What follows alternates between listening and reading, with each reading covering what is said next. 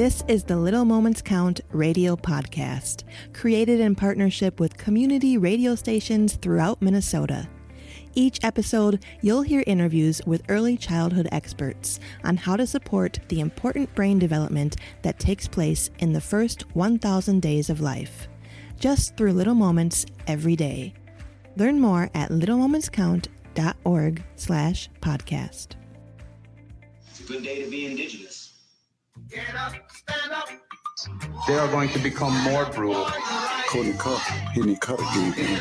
Because all the hippies were trying to be Indians anyway.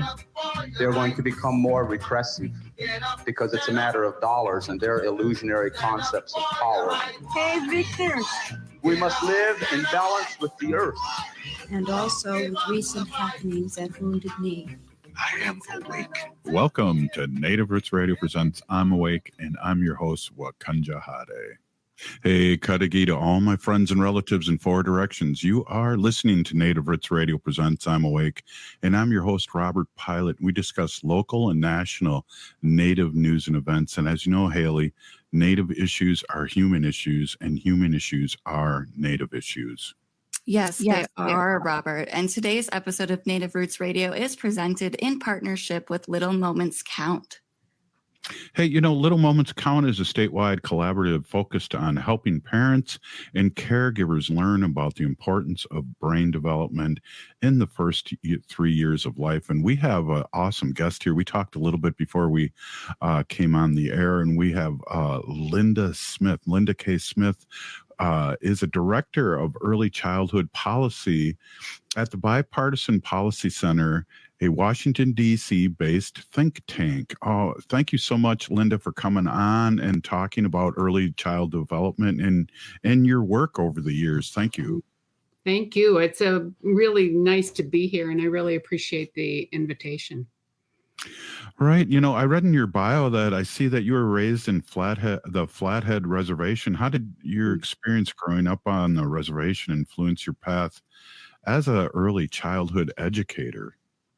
Well, you know, it's interesting because in so many ways, I mean, you know, those early years are formative years for all of us. And growing up on a reservation in a very diverse community and all the experiences that go along with that were, you know, they're just life experiences. But what impacted my work in early childhood was, and this is going to date me, but I actually volunteered in one of the very first Head Start programs that were developed back in the late 60s, early 70s. And I volunteered in the program on the Flathead, and actually went back to where I went to school at the University of Montana and changed my major and decided that I wanted to major in early childhood.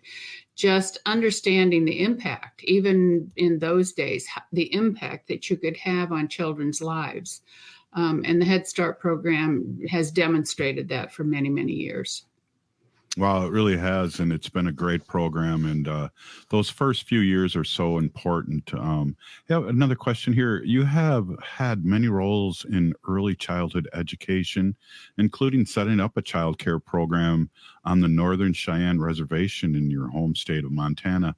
You've remained a voice for tribal childcare over the years. Would you say this is an area of great interest to you, and if it is, why is it? You know, it is and has been, I think, because my first job in early childhood, really after I got out of college, was working for the Northern Cheyenne tribe, and we set up a daycare program.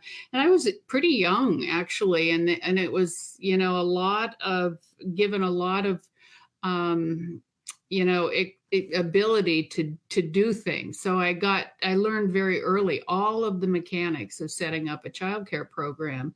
And I think that, you know, has stayed with me throughout my career. You know, it's like one of these things I know, I always go back to the circle of life, and you sort of end up going back to where you began. And I think that's what has brought me to this point where I'm working right now at the Bipartisan Policy Center in working on Native American issues and trying still to work on the issues around early childhood, childcare, and child development. I think one of the most important lessons that if you want to talk about what, you learned while you're there was, I think what I learned so much is the importance of parents in the lives of children. And that if we're going to do anything in this country, we have got to involve parents more in the early childhood years and help them understand the importance of it, but give them, they know their children better than anybody, and we need to respect that more in this country across the board. But I think I learned that so early on in working with, on the Northern Cheyenne Reservation. Right. And I know a lot of our relatives have a lot of trauma, and it's hard to raise a child when you're going through your own trauma. So that's an awesome idea, and it needs to happen because they both, in one way or another, need some sort of guidance and training. Mm-hmm. We had a parent program along with and that was one of the takeaways again from the Head Start program, because the Head Start program does a really nice job of involving parents. And in the childcare program that I set up in both Lame Deer and then in Ashland, we involved the parents. And in fact, we set up parenting classes for them so that they learned what was going on with their children, but they learned along with their children. And you could just see the changes in families. And so I'm just, I guess it's what's coming full circle here, in terms of, what's good early childhood and that parent piece. Right. And I know, and this is a little off subject, but I'm sure you know what I'm talking about, is that, with all the trauma and the losing the language in a couple generations, it's really good for our newly parents to learn about themselves and then be able to teach whether it's learning language, or just learning to read to the kids when they're really young. Those are so important. And I know as a former educator, whatever you concentrate on gets better. Mm-hmm. And so, your kind of work is just really so important. We did, again, a little off topic, but one of the things that we did in the programs that I had on the Cheyenne Reservation were to bring in the culture at a time when that really wasn't done. There was a lot of emphasis on, we were just coming out of the time when the boarding schools and the whole issue, around some of those things. And we actually had one of our staff teaching the native language, which at the time people were saying, no, don't do that, because then, they don't learn English. And there was just something intuitive about, no, we need to do this. And we taught the Cheyenne language to the children in the childcare center. And now today, of course, everyone's doing that, as they should, and we should, but it was kind of against the, counter what people were saying at the time. But if I did one thing right at the time, I think I go back and look at that, and I think that was the right thing to do then, and it still is. Yeah, definitely. And I know as our godchildren speak in their family Spanish and English. Mm-hmm. And what was interesting, when they were very little, they didn't talk. They were, their brain and all the electrodes were getting connected. And then all of a sudden, when they did start talking, they spoke in both languages. Mm-hmm. Mm-hmm. It's interesting. My own daughter was with me in the program that I ran there, and she right now speaks 5 languages. And I credit the fact that she learned she learned Cheyenne as a child. Now she doesn't know it anymore, but she did learn that. Wow, that is amazing. Hey, we got a minute before we hit a hard break, but I just got a quick question, and hopefully you'll be able to answer this in due time. Your recent work as Director of Early Childhood at the Bipartisan Policy Center has continued this interest. Can you describe your work on the tribal child care issue at the BPC? Yes, we have a specific project focusing on tribal child care. And for, what our work is really focused on right now is bringing equity to the funding of tribal childcare. We know that in the work that we've done, the way Congress divvies up money is ridiculous, to be honest. So that'll probably get me in some kind of trouble. But the fact that it's a flat percentage, it's not based on the number of children or the actual need. It's just a percentage. And every time a tribe is added to the federally recognized tribes, the others get less. That doesn't make any sense. Let's talk more about this. Hey, we're with Linda K. Smith, and we're talking about early childhood. We'll be right back with Little Moments Count. You're listening to Native Roots Radio Presents I'm Awake. You're listening to Native Roots Radio. This is Spirit from Reservation Dogs. Get up and listen.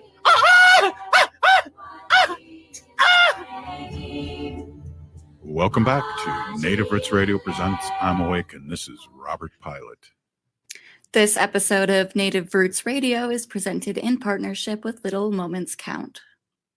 Yes, it is. And I want to say nearly 80% of brain growth happens in the first 1,000 days. And small moments of interaction like talking, playing, reading, and singing help create pathways that build a child's brain during this early stage in life. And we're here with Linda K. Smith, and we're talking about early development. I think we you were getting deep into something before we took a break, and that was pretty interesting what you had to say. I don't know if you mind repeating that. When a new nation becomes recognized, you were saying. No, what I was starting to talk about was the way Congress sets aside money for the tribal childcare programs, and they basically throw in, a percentage, and it's like, okay, let's give the tribes 5%. Well, the 5% is not enough money. I think we know that. But the other reason that's a problem is every time there's another tribe that gets federal recognition, the pot gets thinner for everybody else. So there's really, it's counterintuitive that we would, just keep adding, more to and getting less. And so what it amounts to in terms of childcare, for every Native child, the government is giving about $520 per child per year. And anybody who understands early childhood and childcare knows that is not nearly enough money for what it costs to provide good early childhood, but what it costs parents. So we're trying to work and have, recommendations before Congress that thinks we need to start basing the childcare funding first on the child counts. And not just on a flat percentage of here's what they get and divide it up. So, and this has been true in other programs. So if you take, for example, the home visiting program, the tribes, Congress said, okay, the tribes get this much money, enough essentially for about 26 tribes out of 574 tribes to get home visiting funds. There's something really wrong here, and we think we needed to tackle these problems. Now, they did double the funding for tribes in this last appropriations, but that wasn't enough. It's not nearly enough. And so what we're trying to do in the work we're doing is point out the inequities with the basic funding for these programs. Yeah. Hey, I just want to say a friend of ours, Kelly, she said we held monthly gatherings and combined grant funding to host a meal, cultural activity, and parenting classes. We were able to use our CCDF and ICW prevention education and cultural grants and diabetes prevention grants. We had to be creative and think outside the box. Thanks, Kelly. And just got to give a quick shout out to Kelly. She's ho-chunk ho,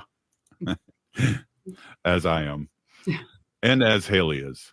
So very interesting. Thinking outside the box is what you've had to do for many years, it sounds like, Linda. Yeah. And, and I really applaud her for that, because that's exactly what we need to do. We did in Minnesota, actually, my bio says, I was at HHS in the Health and Human Services over the childcare and youth or childcare and Head Start programs. And we started a project where we actually provided funds to tribes to blend the money and come up with creative solutions to some of the challenges. We need to do more of that kind of thing because the best solutions are local. Exactly. I agree 100%. I just want to kind of bring this back a little bit. What is your ultimate goal of your work? And I know we've been saying a lot of different things, but just to kind of laser beam on that, what is your ultimate goal, Linda?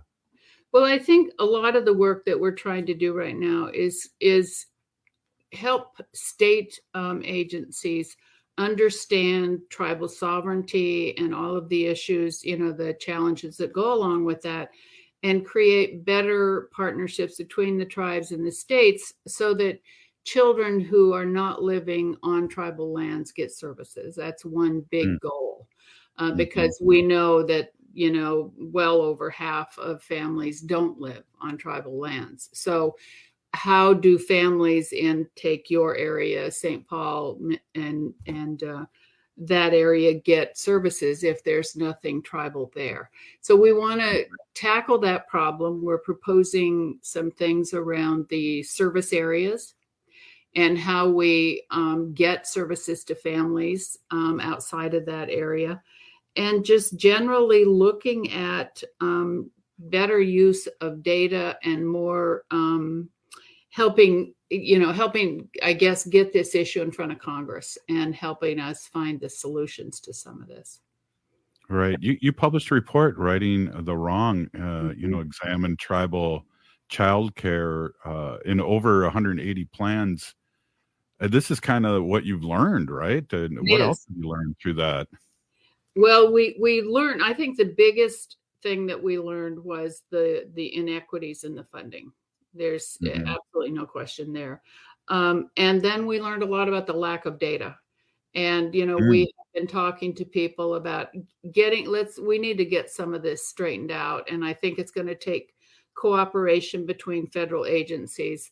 For example, the data coming out of the census is, I'm trying to pick my words carefully, but to say the least, problem.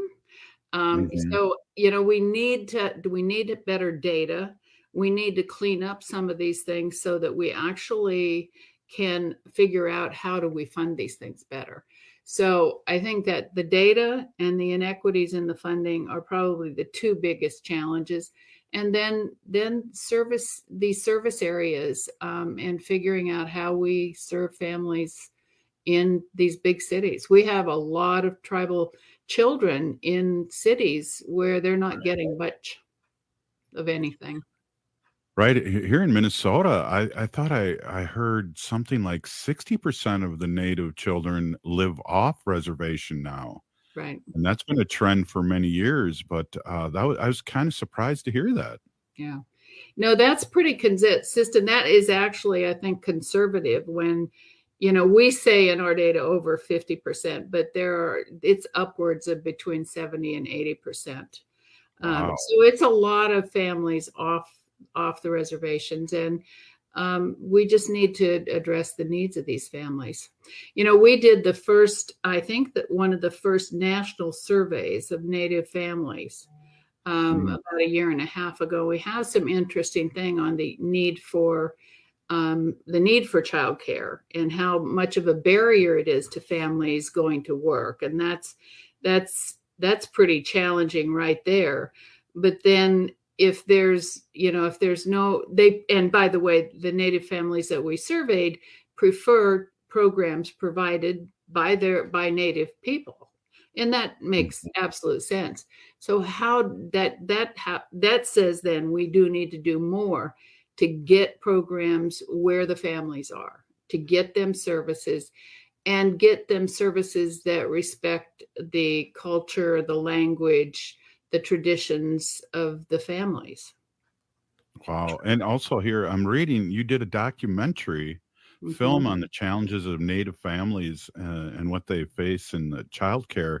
What was your findings in that documentary?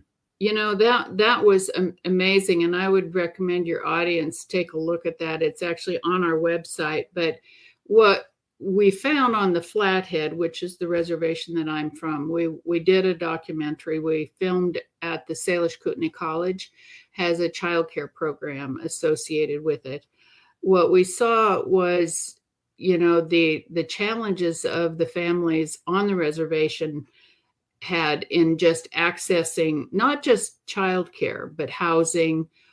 There were all kinds of challenges. One family, and it's in the documentary, was driving 75 miles in Montana on those highways in the winter because that's where they could find housing. And then they were driving back and forth with their children. And I think we can do better than that, folks. We just can. But what we also found was that on the Flathead Reservation, the gap, in other words, there's only one childcare space on the reservation for every 2 children. So in other words, the gap is almost 50%, that they have no childcare for those children. And then how do parents go to work? Exactly. Linda, we got a minute left. What else would you like to say? Would you direct people to a website or to your work? And I really appreciated this. And I got to get you back on and talk about Edward Kennedy sometime. Yeah, that would be great. Well, I would just suggest that they go to, our website is the Bipartisan Policy Center Early Childhood Initiative. We actually have a landing page for the work that we're doing with the tribal issue. And I would suggest they take a look at it and take a look at the documentary, because I think it's pretty powerful. And some of the parent stories were pretty, they're pretty emotional.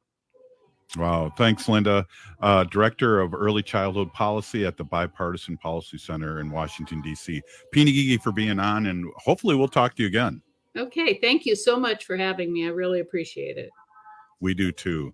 Hey, if you are listening to the show, you are part of the resistance from Chief Plentycoops. The ground on which we stand on is sacred ground. It is the blood of our ancestors. We need to resist, divest, join a group, run for office. We're still here. We are the 7th generation. I want to thank Linda K. Smith, the Director of Early Childhood Policy. What a great show. We'll see you tomorrow. We're still here. We are the 7th generation. Free Leonard Peltier now.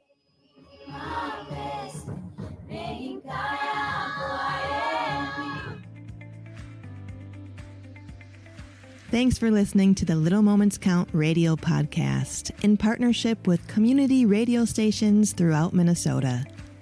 You can find the Little Moments Count radio podcast wherever you get your podcasts and at littlemomentscount.org/podcast.